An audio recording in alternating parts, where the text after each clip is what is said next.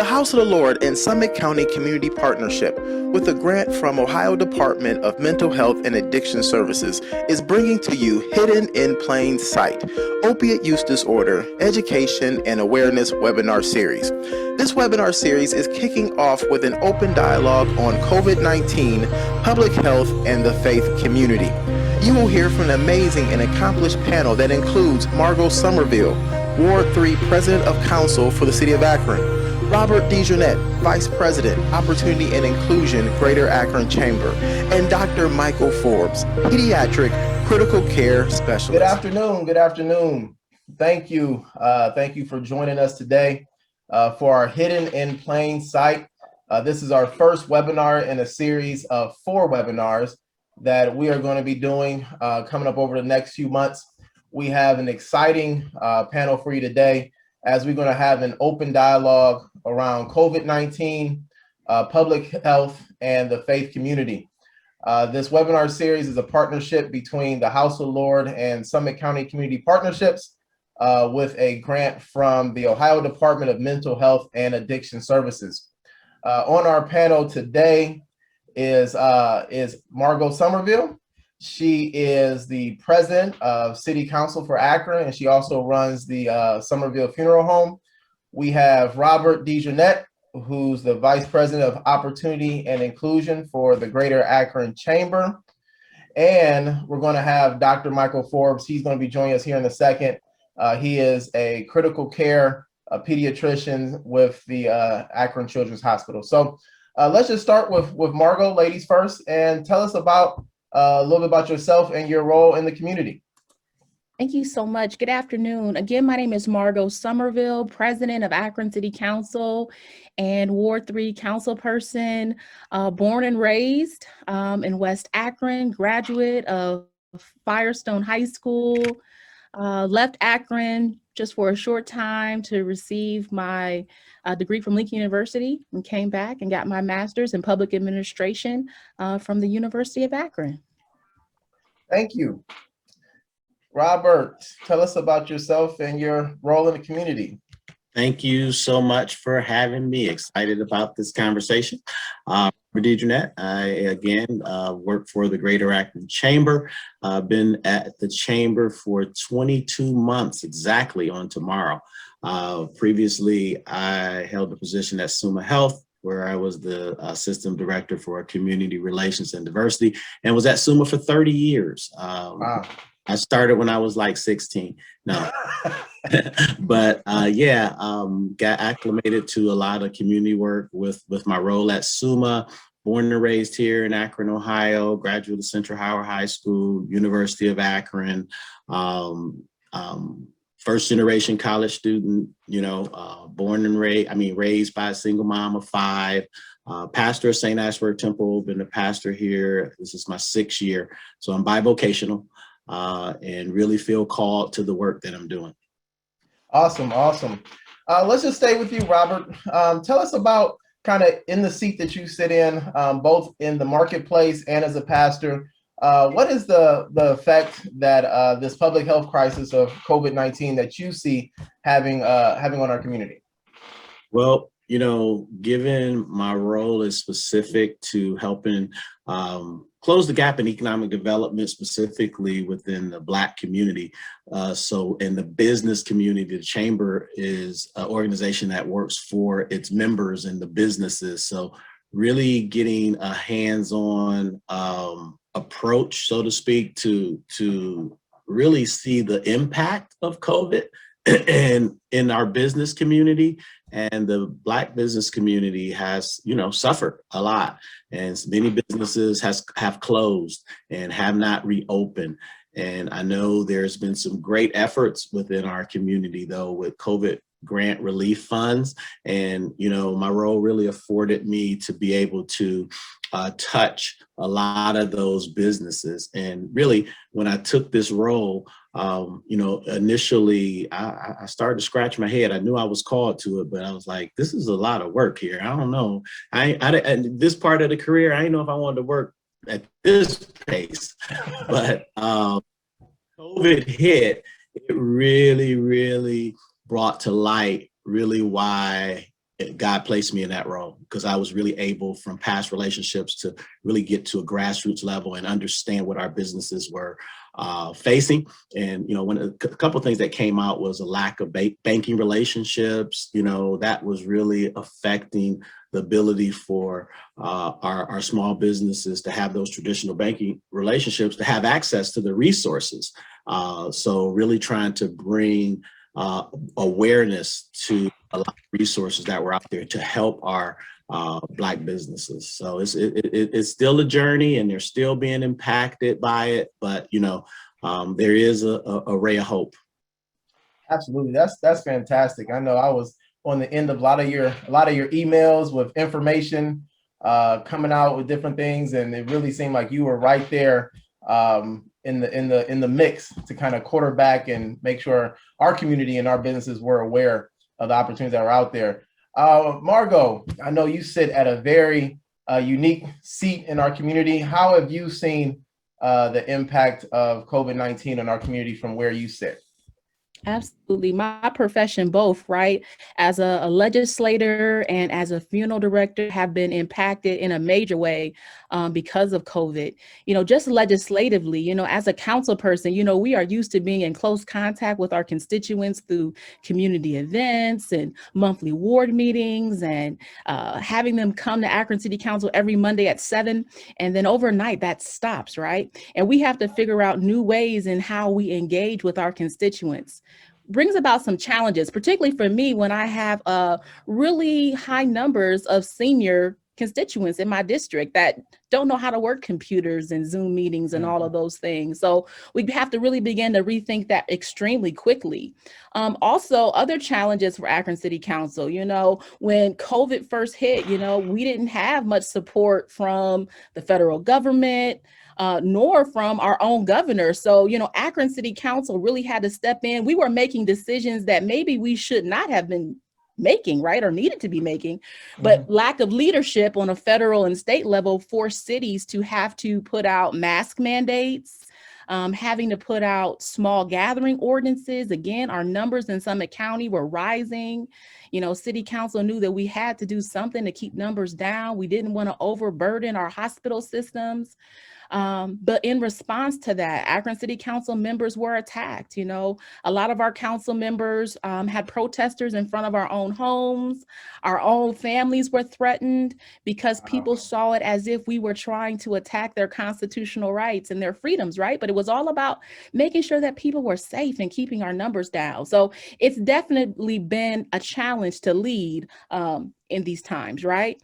Also on the legislative end, sometimes the legislative process takes a long time, but now we got to move quickly because now we want to be able to help constituents who are now home, they're not working, and how can we help them with some of those financial burdens and helping them with rent assistance, helping them to pay their water bills, all of those types of things. Then when you look at it from the funeral home perspective, extreme challenges. We are a funeral home firm. Usually we service about 140 families a year. We went from 140 families a year to last year doing well over 200 calls. Wow. So a big challenge, right? So we're talking now extremely long hours, utilizing every space in our building. We're used to having 5 individuals at a time a week. Now we're at 10 to 15. So a lot of challenges there. Absolutely. Also, I think another thing that people didn't really know or understand is that when the pandemic happened, a lot of the supplies that us as funeral directors rely on to do our jobs, like face masks and shoe covers and shields and all those types of things, we could not get those things. The governor had a mandate. So everything had to go to the governor for first responders. So last responders, us as funeral directors, we had to rely on what we had. And I'm going to tell you, that's a very scary thing for us because although a person passes, virus still lives on, very much so. But I think in that moment, that's when you really saw the funeral home industry really rally together, and funeral homes were providing each other with those necessary, PPE equipment that we need. And so a lot of challenges. And plus, we weren't regulated as funeral homes. I don't think a lot of people knew that. The state wasn't telling us how to operate. The federal government wasn't telling us how to operate. So it was on us to decide, how to conduct funerals safely for families. Wow, that is amazing. I mean, I'm sure those are things that most people would have never even thought about. And I think the one thing that I'm gathering just from hearing you and Robert is that this is something that this is work that you've given yourself personally to. There's not you guys don't clock in and clock out. And I think that's leading to the impact that you guys are having in our community. We have Dr. Forbes with us. Thank you. We're able to get him in. Dr. Forbes, we're going to give you question 1 and 2 at the same time. And that is, tell us a little bit about yourself, your role in the community, and then you can just segue into your unique seat as a medical professional. How have you seen COVID-19 impacting our community? Sure, great. Well, first of all, thanks for having me and making me a part of this group and this discussion. Hello, Robert. It's good to see you again. And Margo, it's great to meet you as well. So very quickly, in my current role, I am the interim chair of the Department of Pediatrics at Akron Children's Hospital. I'm also the professor at the College of Medicine at Northeast Ohio Medical University and chair of the Department of Pediatrics there as well. I'm a pediatric critical care specialist. I came here in 2006 from Pittsburgh, where I did all of my training at the University of Pittsburgh and in the UPMC system at the Pittsburgh Children's Hospital. I'm a researcher and continue to be engaged in health services delivery at the local as well as the national level. COVID-19 was a huge stress test for our healthcare system, particularly because it kind of selected its victims, so to speak. When we heard it was coronavirus, those of us who do pediatrics thought, wow, this is interesting. Coronavirus is usually not a huge problem in pediatrics. We typically worry about influenza and RSV every winter. Those are our 2 big viruses. And then there's a third, rhinovirus, that I think everyone's heard of. And so we geared up. We expected a surge here. We were looking at all of the national modeling for when it should happen. And I remember March 13th of 2020, it happened to be a Friday, the 13th, when we had national, local, state declarations of emergency. And I don't think any of us had a clue what we were wading into. Unfortunately for me, on a personal level, I had the unfortunate experience of losing my brother to COVID-19 in New York City on March 26th. And so I was able to leave the kind of nervous but not experienced Midwest and go to New York City in late March, early April of 2020. It was apocalyptic. And I'm not exaggerating when I say that. The streets were almost abandoned. The people you did see were wearing N95s. Okay, not regular surgical face masks or cloth masks. The attitude is very different there. Everyone was holed up in their homes. My brother, who was a police officer, really wanted to see my brother Al, who died before he passed. They wouldn't let him in because they were basically not having any visitors. And so the healthcare system, to Margo's point earlier, this was I hate using this overused word, it was unprecedented.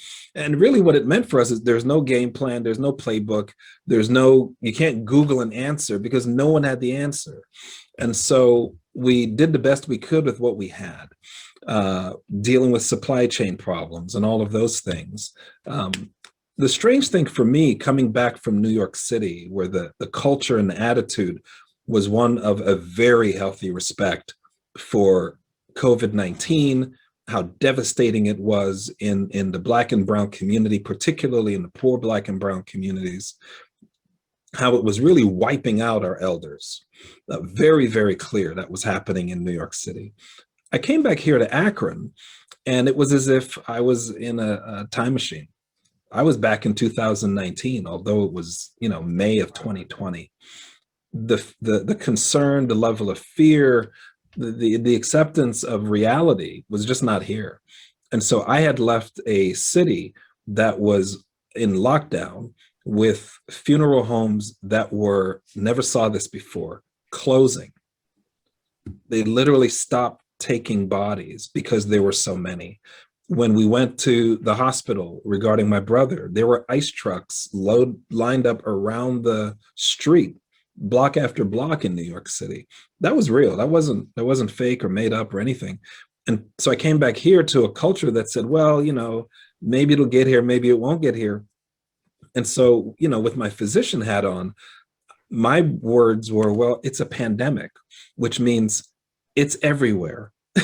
And if it isn't here today, it's going to be here tomorrow. It's a pandemic. And so what we did in our system here in Northeast Ohio, the hospitals, that you'll be pleased to know, are well connected. Our CEOs are in constant communications with one another.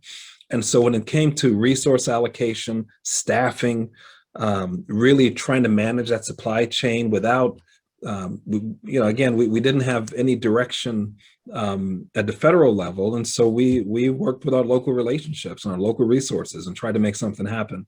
And so we prepared for an adult surge in the Akron, Cleveland, Canton area. And so we, as a children's hospital, we prepared all of our staff for the possibility of taking care of adults with COVID. And so we trained our pediatric nurses and physicians and APPs and all of our healthcare professionals that, we may have a 62-year-old or whatever. And that we had an age cap actually after that discussion, because we realized that it may even be unsafe after a certain age to be in a children's hospital, right? And you're maybe better off in an adult hospital that's used to taking care of that patient population, even though they have COVID and they're understaffed and they're overwhelmed. It may be better off for us after a certain age that they just stay where they are. And so we geared up for the adult surge that thankfully, and again, really huge shout out to the healthcare community here in the Akron, Cleveland, Canton area. The collaboration, the cooperation, the sharing, it was just unbelievable to me. One of my things I like to say is I love introducing people who didn't know they were family members. And what COVID made us do is it made us realize that we're all very, very connected. And a lot of the strategic initiatives and all of the things that we do day to day, all of that stuff got paused. And we focused on who can help us and who can we help. And it didn't matter if we take care of, 27-week preemies or 25-year-olds with heart disease, we were going to help somebody. And so we hunkered down and reached out, and folks reached out to us. And I think we learned that we have a lot more partners in this community than we realized. It's a shame it took COVID to kind of push us all to the table, but here we are. And it's year 2. I think we've learned a lot. And frankly, from my perspective, I want us to not let those partnerships die. I want us to leverage that and think about that. Why was it that the poor Black and Brown communities were so disproportionately affected by this? Just really wiped out entire communities. Our businesses that may never, ever come back. Like many of you probably on this call, my family kind of committed to ordering from the food services that would come to the house because we didn't want them to go away when the pandemic was over, and so we did that on purpose. And so we've learned a lot, and I think we've been through a lot. I think now that we're in year 2, to me the biggest goal and hope, shame on us if we don't leverage those new partnerships to say, hey, we really can make this Cleveland, Akron, Canton corridor even better than it is, because we're surrounded with extraordinary talent and a lot of energy. So it was a horrible year, but I think the lessons are hopefully going to make this region even stronger. Thank you, Dr. Forbes. And also I want to thank you for even sharing just a personal story about losing your brother to COVID-19. Thank you for that transparency. I'm sure that it will be impactful to those viewing and even to those of us on the panel. As you talked about partnerships, I think that's critical, especially as you say, like we're in year 2, and we're still in this. Yes, we have a vaccine and stuff, but we're still very much in the middle, in the throes of this. So with that in mind, like how do you see the faith community at large, or in particular the African American church, how can we come to the table? How can we as a church community collaborate with each of you to help reduce the impact, the continued impact of this health crisis? And I'll start with Margo on this one. Okay, I think that's a great question. And I think that the church can really help just with education, right? Again, we see that African Americans are not being vaccinated at the same rates that, whites are being. And I think a lot of that is rooted in some fears, some mistrust, years back. And so we got to be able to deal with those issues. And I think the faith community can really help us do that through education. And I think also the faith community can really help to address some of the health disparities, just making sure that, people are getting their checkups on a regular basis, that they're understanding how important it is, for them to take care of themselves. So I think education is just huge. And I think the faith base, you have the audience, you have the connections, and I think people will hear and receive that from the faith-based community. Absolutely. Robert, you want to take it next? Yeah, I totally agree. I think the faith community has been uniquely positioned for such a time as this, because this is a time when people cannot really depend on anything, in my opinion, except for God. So for us to come together and connect and collaborate, this is what I believe we are here for as a faith community. And it doesn't matter, because the playing field has been leveled with this. It's affecting from all levels. It doesn't matter if you're a mega church or a church with 10 people.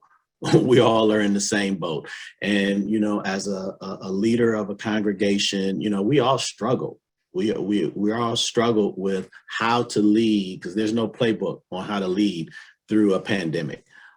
This is why we need one another. And this is why the faith community really has to show its solidarity, that we are one, regardless of our denomination, our colors, we are one because we serve in one God. So it's the church is an integral part of the extender of information, because we can reach people through various networks, and each one reach one and continue to extend out to the other.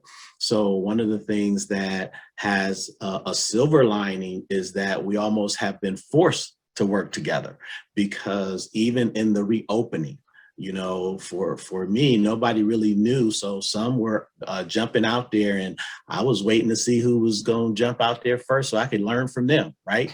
I actually went to the house of the Lord. I knew they had opened, and I checked out, what they were doing, and replicated a lot of that when we opened. We've been open since October, and it has really helped, and really getting information out through the faith leaders and networks. I have formed a connected group where information that I get, I always send it to those on my faith leaders list, so that we all have the same information, and we're trying to get it out through our various networks, so that the more awareness is there on how to stay safe, and what that education is. And it's one of my primary roles is to be of the chambers, to be a connector and a convener.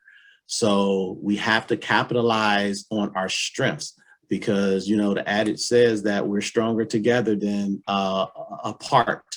And the body is uniquely designed. I think that everyone has to play their role, and we just need to know what our role is, stay in our role, and learn and utilize each other.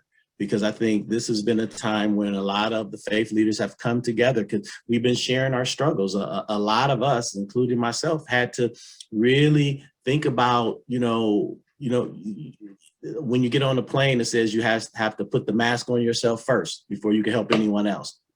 So I needed a lot of self-care, and to reach out for some professional help, just to help navigate this space. And I went to some of my trusted pastors, and we helped one another and gave access to some different resources that were just there for pastors.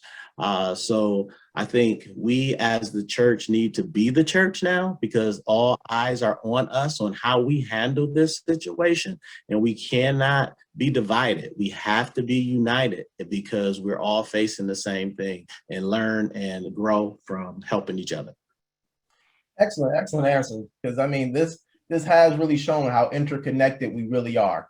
As a society, we approach life very individualistic, but when a crisis like this happens, you realize how much we really rise and fall together, whether we like it or not. We're linked, as Dr. King says, in this single garment of destiny. And I can't be what I ought to be until each of you are what you ought to be. And coronavirus has definitely showed us that. Dr. Forbes, how would you answer that question? Yeah, I think that I can't agree more, Robert, when your comment resonated with me when you talked about the church being the church for such a time as this. This has kind of landed in our lap, right? And I think if we could have picked it, none of us probably would have picked it to go like this. It didn't go very well. I think that when I think about what's happened in the last year or so, this is an opportunity to reset, right? I think there was such a collision of lots of negative challenges for us last year, not the least of which was basically the whole world watching the death of George Floyd, right?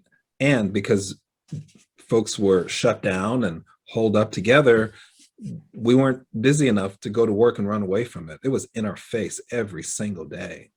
And so I think that last year was an opportunity to reset. I really do. And I think that we have to now sit back and think about what just happened.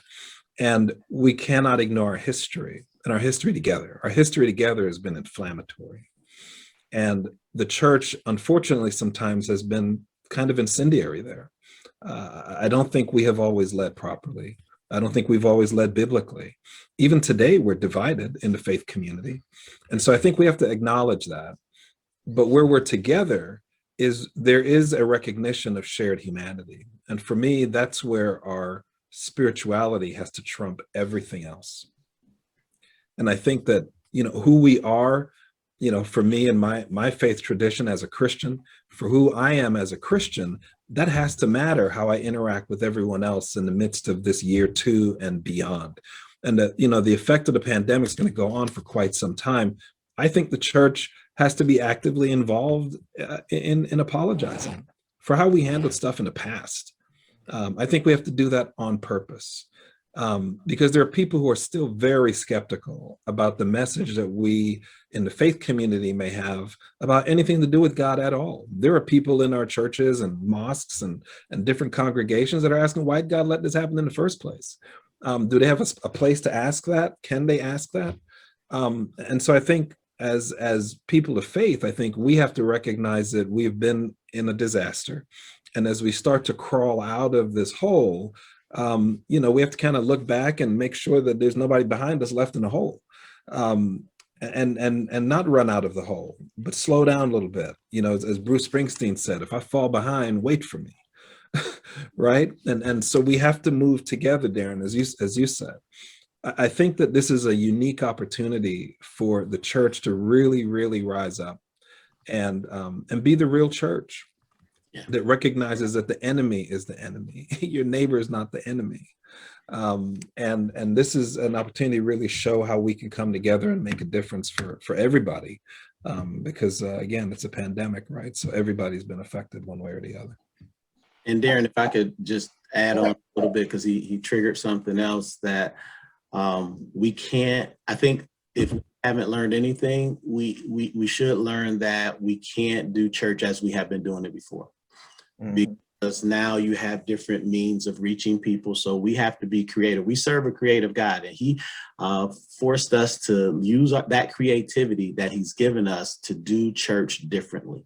I know, we don't have to for one, in our church, because, we like to jump and shout, and we can go on and on. But it has caused us to look at how we do things. Yeah. We don't have to do a lot of things that we've been doing. And how do we reach those who are not coming? So how do we be creative to continue in that connectiveness? Because a lot of our mature saints, I would call, they're used to coming out, and with them being confined, what is that doing to them? How do we reach them? How do we reach those who are somewhat what we would say unreachable? So it's forcing us to be the church outside of the four walls of the church. You don't have to do church just on a Sunday morning just to come. And I mean, it's good that we gather and we grow from one another, but that's only a small snippet.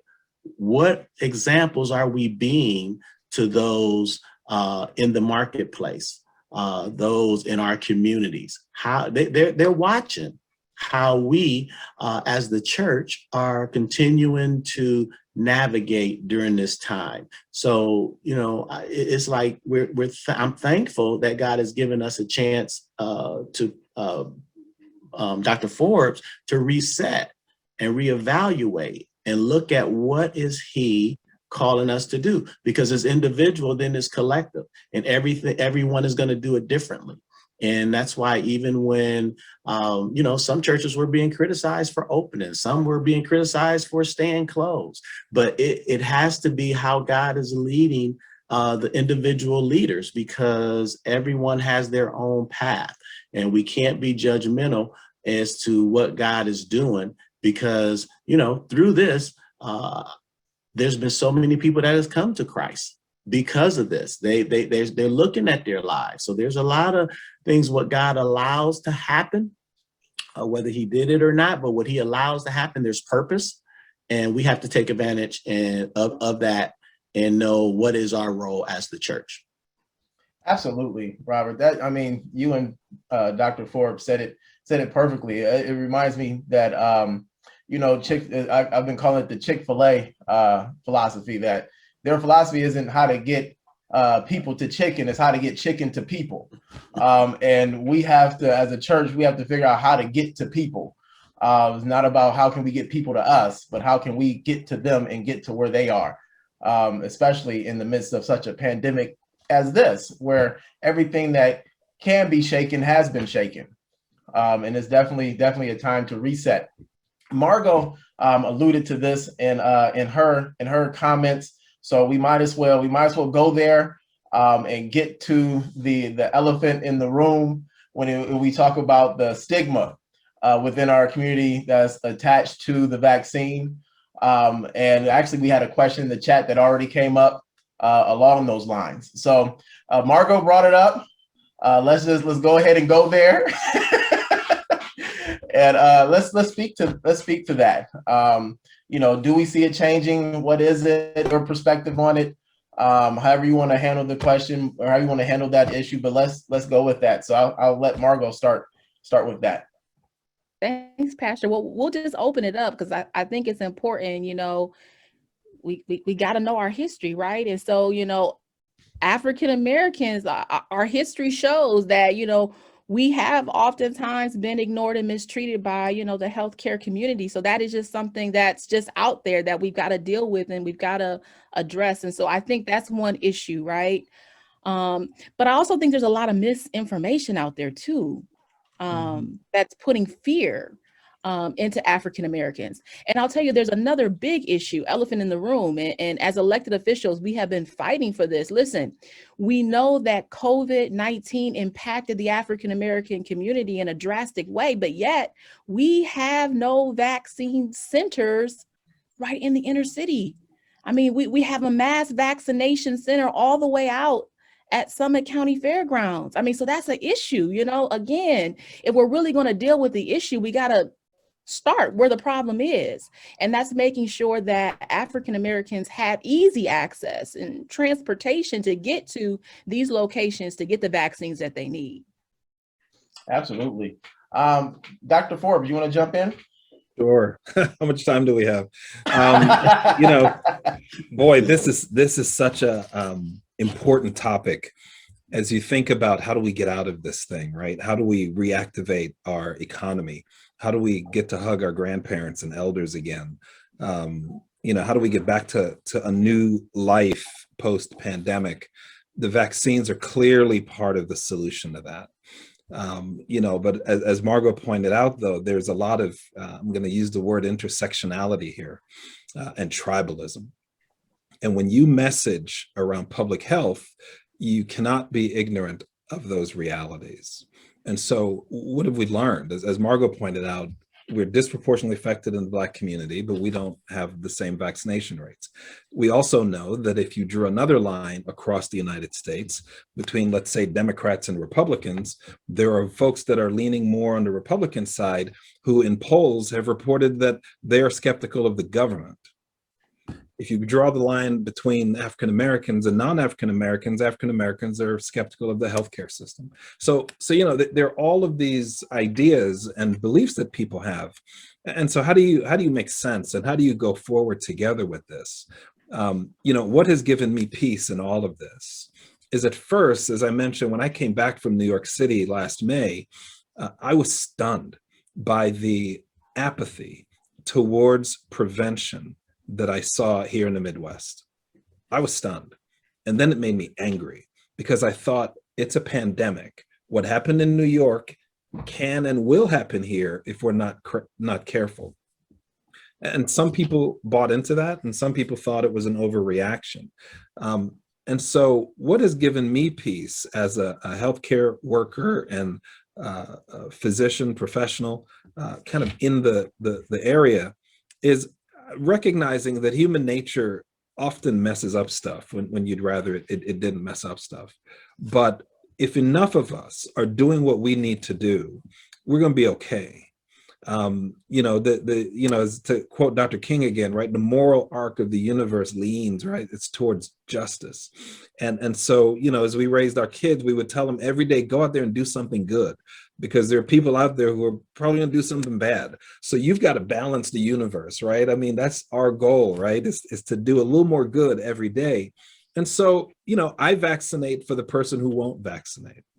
And so that's the reason I got vaccinated, right? One, I'm in the field and I'm encountering patients. But I also did it because I recognize that there are people who will never get vaccinated. And so they will tell you that they don't know about the long-term effects of the vaccine. Well, nobody knows the long-term effects of the vaccine. However, to go a little deeper into this, some of those people are smokers. Some of those people have morbid obesity and continue to live the way they live. We know the long-term effects of smoking. We know the long-term effects of unchecked obesity and hyperlipidemia and heart disease and stroke. We know that. But in light of that, you still live the way you live. You don't know the effects long-term of the vaccine. You do know the short-term effects. It kills our elders, kills our poor people, wipes out our economy, et cetera, et cetera. And so I think that we have to recognize that vaccine hesitancy is real. And in the minds of the person who's hesitant, they have the right to do that. But for me and my house, we're going to go ahead and go with the science. We're going to move the way God leads us to do what we need to do, because in the end, we're going to protect more people and help more people that way. And at the same time, recognize that if someone is hesitant around the vaccine, personally for me, I recognize their choice. I'm going to protect myself. I don't agree with their decision, but I'm not going to beat them over the head over it either, because people see the world the way they want to see the world. But if enough of us do the right thing, I'm convinced we're gonna get out of this even better.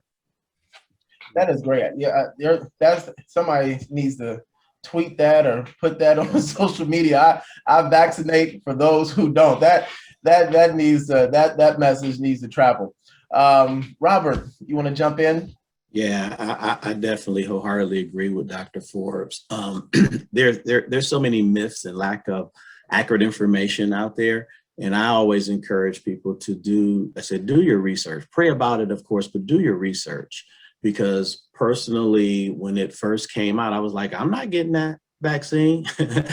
And I did my research. I did my research, and I did my research how it impacted and affected Black people. I was listening to the Black scientists. I was listening to those who were look like me, that were actually involved in the science, in the research. And, you know, God changed me and really propelled me to be an example. And that's why, you know, when opportunity came for me to take the vaccine early on, I jumped at it. And then I posted it on social media. And I'm not a big poster, but I was really led to do that because we need to practice what we preach. And, you know, this is where sometimes we have to put our faith into action too. We believe God for so many things. Why don't we believe that God will take us through this as well, right? We believe in when we take high blood pressure medicine or medicine for diabetes, the science has proven that, but we won't question that. But, you know, I understand though, the mistrust. I understand from history. History has come a long way and science has come a long way.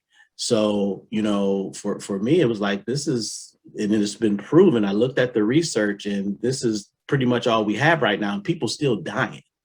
You know, people still dying from COVID. And one of the main reasons I took it as Dr. Forbes, I didn't want to be an asymptomatic carrier and cause my mom or my auntie who's in their 80s to contract COVID from me. That would have been devastating for me. So yes, I did it for others. I believe my immune system is strong enough to fight it off, but I wanted to do it for others because, you know, I'm still doing funerals, presiding over funerals of people who die from COVID, and it's real. And you know, we have to get past a lot of what the past. We have to acknowledge the past. Don't get me wrong at all. But we have to take what we have and to the best of our ability, make it work for the good, right? When you talk about how to get, I was not in agreement with having the vaccine way out in the fairgrounds. So, but that's where it is right now. So how do we get people there with transportation? And how do we, as Margo said, get more sites in the inner city where people are not going to go out there, they're not going to take the transportation. So it's going to have to be a holistic approach. You know, Spring Hill is right up the street from our church. That's like my mission field. So I'm concerned about how do we get those in that complex to get the vaccine. And there's ways around that, but we have to be willing to take what's presented and make it work, because we don't have time to be stalled and distracted by what's not happening and who's doing what. What can we do? Because we're all charged and going to be accountable for what we do individually and collectively. Great, great. There's a question that came up in the chat that I'm going to throw out here. It says, how is it even possible to address collaboratively the divisiveness the virus has caused? Is there a way for us to collaborate to address the divisiveness? And then a kind of a sub question to that is this something that has to be addressed through specific communities or belief systems? So let's start with Dr. Forbes on this one. Yeah, I think, well, I don't think we have a choice. I'll answer that way first. I think if we don't get our act together around this, we will see even more damage from this pandemic. So we don't know where this pandemic started. We know that it started in Wuhan, right? That's where we first detected it. But we also know that now in the United States, a year later, we have 2 California variants, we have 3 New York variants, and there are variants popping up all the time. So somehow, wherever it started, you know, as one of my partners in the ICU likes to say, Mike, it's all my fault, but now it's all your problem. And so wherever this thing started, right, we have to come together and collaboratively say, it's our problem now. And so why do you want to vaccinate and do all of the mitigation strategies? For one reason only. If we behave randomly and everyone does what's right in their own eyes, there are a couple things that will be inevitable. Okay, you can't really predict the future, but you can predict this. There will be more mutations. Okay, the vaccines will become progressively less effective, creating a need for more vaccines, newer vaccines. And you may, in fact, have a strain that spreads extremely rapidly and is more deadly. It's biology. We can't really, we've seen this, right? So I think we have to think about what is our incentive? What's the appetite to get together around vaccine hesitancy, vaccine promotion, so that as a culture, we don't wipe one another out. Because at some point, the economy has to come back. At some point, our businesses have to come back. At some point, we have to kind of live a life fearlessly, without fear of being hit by the next mutation of some coronavirus. And the way that we're going to do that is by appreciating our shared humanity and recognizing, and I'm going to repeat myself here, I think we have to recognize the right of that person to not get vaccinated, not wear a mask, not distance. I mean, that's what they want to do. I don't agree with it, obviously, but I'm going to vaccinate and I'm going to wear a mask. I'm going to keep my distance. I'm going to wash my hands, because I know that for me and others who think like me, that's how we're going to lead everyone else out of this. Honestly, we don't need everyone to do it. We need most people to do it. And I think we can get most people to do it. Robert, you want to jump in? I could just say 2 Chronicles 7:14. To pray. And it's up to us as the faith community to really put our faith into action and not allow the distractions to divide us. Let's try to work on what we have in common and take the commonalities and move us forward, because we don't have time out for this division right now. So it is individual, and again, collectively, that's what we have to do as a people, I think. Absolutely. Margo, do you have anything you want to add? The only thing I have to say is amen. I think Pastor said it. Dr. Forbes has said it. So I totally agree, 100%. Great. So can I make one really super quick comment? I think, and just to go back to something that Robert said, that verse includes the expectation that we humble ourselves, right? And part of the division around vaccines and mitigation practices has been we have not humbled ourselves. Some of us, frankly, have idolized our political positions more than our faith in Christ. And that is a source of deep division within the church. And so I think we do have an opportunity to humbly accept the differences within the church. Because let's face it, if God says it's okay that this person thinks that way, who are you, right? Mind your business, live your life, walk out your faith. And in the end, the Lord's going to show everybody what they need to do anyway. And we all have choices to make. So I think we have to be humble and recognize the fact that sometimes vaccine hesitancy isn't a revolution. It isn't some militant position. It's a reasoned rejection of what you or other people may believe to be the best way to go. And then we walk humbly together. We can be different. We don't have to all be the same. Thank you. So as we're coming up on the end of our time here, I'm going to throw out one last question. We're going to do what I like to call have a little prophetic imagination. What does Akron look like post-COVID? In your world, in your perspective, what do you want to see, or what do you believe we will see become of Akron post-COVID? Let's start with Robert.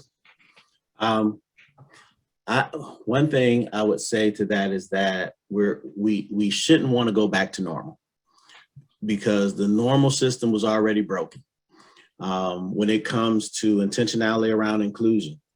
And post-COVID, my hope and prayer is that we have more diverse voices at the table of influence, because that's really what's going to change the systems that has been already in place. And it's already proven that the systems don't work that have already been in place. We need more of an inclusive voice. We need more influencers at the top level of leadership, all cascading all the way down to reflect the community that we serve. And, I wouldn't be doing this work if I didn't think it was going to be impactful. but it's setting up. I think there are certain of us who are in position right now, and our role is to really make our voice heard at the tables of influence that we are privileged to be at. And we're setting it up though. And we have to be inclusive of those coming behind. We have to engage our younger generation because there's a balance there. You know, they have a lot of zeal and they're ready, but we need one another. We have to work it together. So my outlook for the future is hope. Is light at the end of the tunnel, and we're walking into that. But as we walk into that, we have to be cautious that those who have influence are not going to be as welcoming as they say, because they're going to lose, and this is Robert, feeling they're going to lose their edge of privilege. So we have to be bold. We can't, we have one opportunity right now. We have a unique opportunity as a Black community. And we have to take advantage of that and not go backwards. Before it was, we had to pick our, everyone has to be our battle right now that we're facing. And we have to make our voices, and because we're all accountable to God. So he has allowed things to happen for purpose and reason. And if we as the church and the community take that to heart, I think our future is much brighter than our past. Thank you. Margo, what does Akron look like post-COVID? If you would have asked me this question last year before the election, my answer would be completely different. But on today, I'm proud to say I'm very encouraged that the city of Akron's future is extremely bright. But that is in big thanks to our newly elected president, the Biden's administration, who has really stepped up in a major way to help local communities through COVID relief dollars, American Rescue Funds. The city of Akron is looking to get a lot of money. We're talking almost, $1.58 million of funds that we can invest back into neighborhoods, invest back into housing, invest back into our businesses to make sure that they have an opportunity for a comeback, invest back into our infrastructure. And so I think because of that, and if we do things right, Akron will definitely come off stronger, in a better position that we've probably ever been in quite some time. Thank you. And Dr. Forbes, bring us home. Sure, I'll try to be quick. I think I'm, like everyone on here, very excited about the future of Akron. And those who I work with every day know I like to talk about 2025 and 2030. If all goes well around 2030-ish, I'll probably change gears and maybe think about retiring. But so I'm always thinking about 2025 and 2030. So what's Akron 2030 look like? Let's do it a little earlier. How about 2025? I think it depends a whole lot on whether or not we can continue the momentum we have around collaboration. And so I would speak to those who sit in positions of power and authority, those who have the ability and power to redesign, reallocate, and rethink how we do what we do. I would encourage us to broaden our definition of the stakeholder. Way too often we bring the same people to the table over and over and over. And I think nowadays in more of my meetings and discussions, people say, well, who's missing, right? Look around the table and say, who else needs to be here, because we can't do this by ourselves. And my other part to getting to where we need to be in 2025 is to the stakeholders themselves. The people I work with and the people that I collaborate with want to do a great job. Did you just hear what Robert said? He is not going to get in this to lose, right? We are in this to do great things. We all have blind spots. So if you're a stakeholder and it matters for you and you're on this call and you feel like you haven't been heard, I would encourage you to continue to speak even more, because now more than ever, the leadership, and again, Margo can speak to this, is listening more than ever. Because there's so much talent in this area that I think we have the ability and the opportunity to do some really awesome things if we leverage, broaden the definition of that stakeholder group. And if our stakeholders speak up because the need to be terrific partners is more important than it ever has been in probably the history of this city. And I think the appetite is there, created by the pandemic. So let's go. Thank you. Well, I want to thank our panelists for taking the time to converse with us and share their expertise with us. I want to thank the attendees for joining us today. Again, this is our first webinar in the series, Hidden in Plain Sight. We use kind of this COVID-19 basis to kind of set the context, and the other webinars we begin to zero in more on how that impacts now opiate use disorder. So the next one coming up on May 14th is the next webinar. We're actually going to be on educating around stigmas that impact recovery as it relates to opiate use disorder. So we set the context with this one, and now we're going to kind of zero in on some of the subsequent webinars from here. So hope that you will join us again. Again, my name is Darren, pastor at the House of the Lord. This is a partnership between us and Summit County Community Partnerships, and we thank you all for joining us today. Have a great weekend.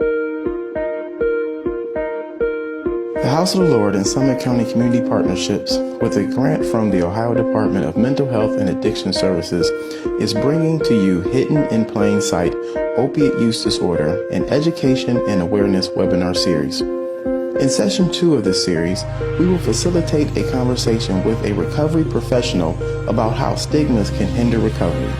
We will have Stan Frankhart, Program Coordinator for Returning Home Ohioans and Community Transitions Program, Licking County Coalition for Housing. When you don't understand these stigmas, we can find ourselves hurting the ones we want to help. Join us on Friday, June 18th from noon to 1 p.m. via Zoom.